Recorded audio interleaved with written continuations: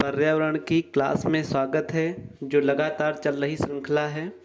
पहले हम महत्वपूर्ण प्रश्नों पर चर्चा करते हैं और उसके बाद हम कक्षा को निरंतर चालू करते हैं।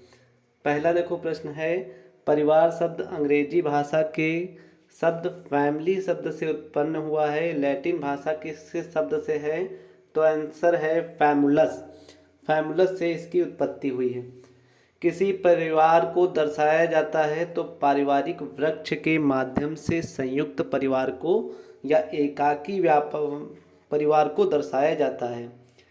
किसी परिवार में अगर दादा दादी चाचा चाची ताई ताऊ बुआ माँ बाप बच्चे रहते हैं तो किस प्रकार का परिवार होता है, तो वह संयुक्त परिवार होता है।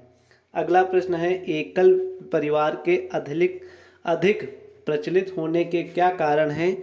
क्योंकि उसका उत्तर ये है कि अधिक जनसंख्या हो रही है और महंगाई बढ़ रही है और संयुक्त परिवार में कलह अधिक होती है, इसलिए एकल परिवार में की अधिक प्रचलन मौजूदा समय में है।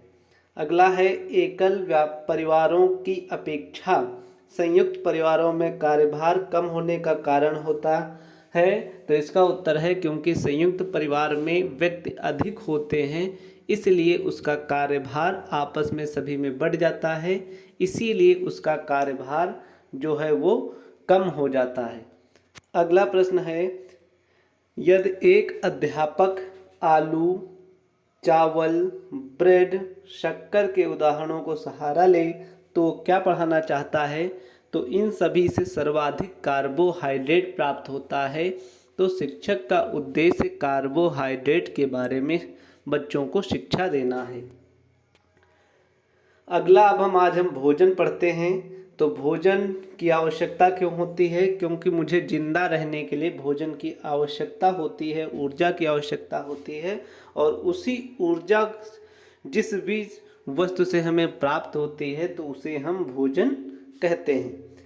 आइए इसकी जो परिभाषा दी गई है वो परिभाषा दी गई है, भोजन वह खाद्य पदार्थ है जो जीवों को ऊर्जा प्रदान करता है। अब हमें भोजन कहाँ से प्राप्त होता है, तो पेड़ पौधों से प्राप्त होता है, और पेड़ पौधों से कैसे? प्रकाश संश्लेषण के द्वारा भोजन का निर्माण होता है, जिसे हम फोटोसिंथेसिस क्रिया कहते हैं।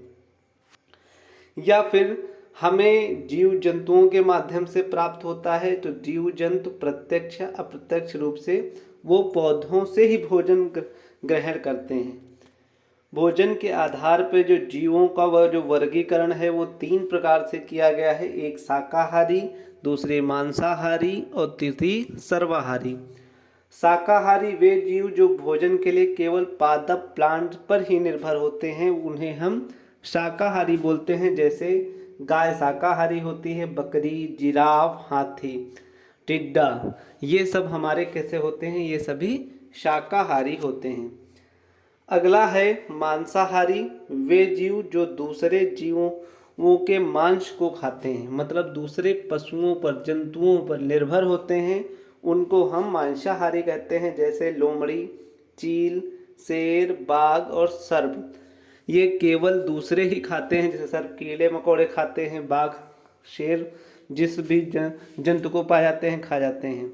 और तृतीय होता है सर्वाहारी, जो शाकाहारी और मांसाहारी दोनों होते हैं, अर्थात पेड़ पौधों को से भी भोजन ग्रहण करते हैं और मांसों से भी भोजन ग्रहण करते हैं। इसमें मुख्यतः मनुष्य आ जाता है, कुत्ता है, बिल्ली है, गिलहरी है, कौवा है आदि। और हमें जो संतुलित आहार जो है वो प्राप्त होने की क्रिया क्या है कि ऐसा भोजन जिसमें सभी पोषक पदार्थ उचित एवं निश्चित अनुपात में उपस्थित हों, उन्हें हम संतुलित आहार कहते हैं। अगला है कि न्यूट्रिशन या पोषण किसे कहते हैं, तो भोजन के सभी पोषक पदार्थों को ग्रहण करना ही पोषण कहलाता है। अगला है माल न्यूट्रिशन। कुपोषण क्या होता है, तो शरीर के अंदर की पदार्थों की कमी होना ही कुपोषण कहलाता है। अगला है पोषक पदार्थ। पोषक पदार्थ किससे? कार्बोहाइड्रेट से, प्रोटीन से, विटामिन से, फैट से, वाटर से और मिनरल से प्राप्त होता है।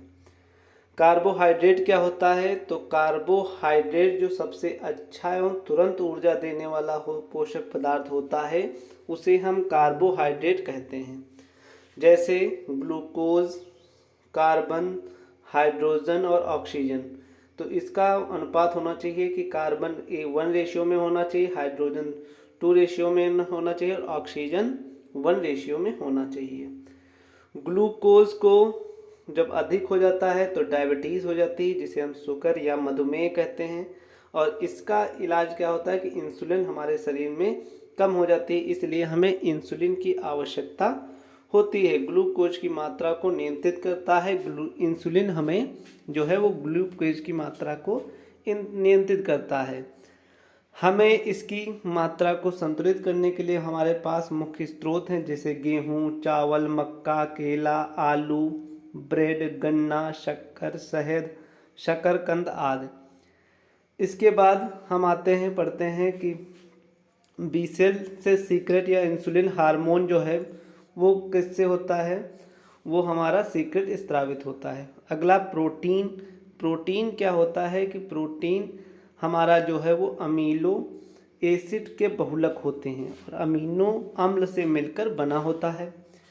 प्रोटीन को याद करने का है CHNO, जो नाइट्रोजन के तत्व पाए जाते हैं, तो कार्बन, हाइड्रोजन और नाइट्रोजन और ऑक्सीजन। अगला है दलहन फसलों की जड़ों में राइबोजियम जीवाणु पाया जाता है, जो नाइट्रोजन फॉस्फोरेशन का कार्य करता है। शरीर में वृद्धि और विकास में प्रोटीन सहायक होती है और यही आपातकाल में हमें ऊर्जा प्रदान करती है। तो प्रोटीन शरीर के विकास के लिए बहुत मुख्य आवश्यक होती है। वर्तमान में प्रोटीन की कमी से ही सभी लोगों के बाल जो हैं वो गिर रहे हैं या सफ़ेद हो रहे हैं। इसका मुख्य कारण है कि प्रोटीन की कमी। प्रोटीन हमें दूध से, मांस से या प्रमुख दालों से और सोयाबीन से प्राप्त होती है। तो इसका देखो स्रोत है सोयाबीन, दालें, दूध, अंडे, मांस। अब आइए इसके प्रश्न देखते हैं। निम्नलिखित में से कौन सा अलग समूह से संबंधित है? तो ये रेबीज है।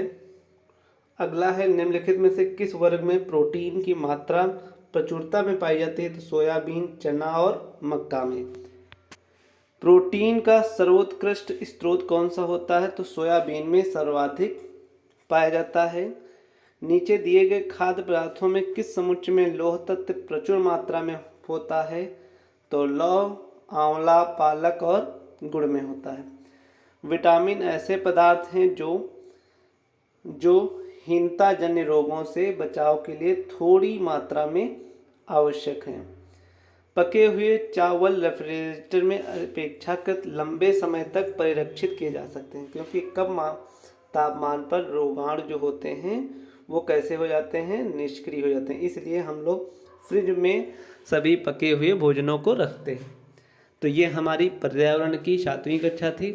अगले अंक में हम फिर मिलेंगे। आप लोग ऐसे ही समर्थन देते रहिए और अधिक से अधिक शेयर करिए। धन्यवाद। आप सभी का दिन शुभ हो।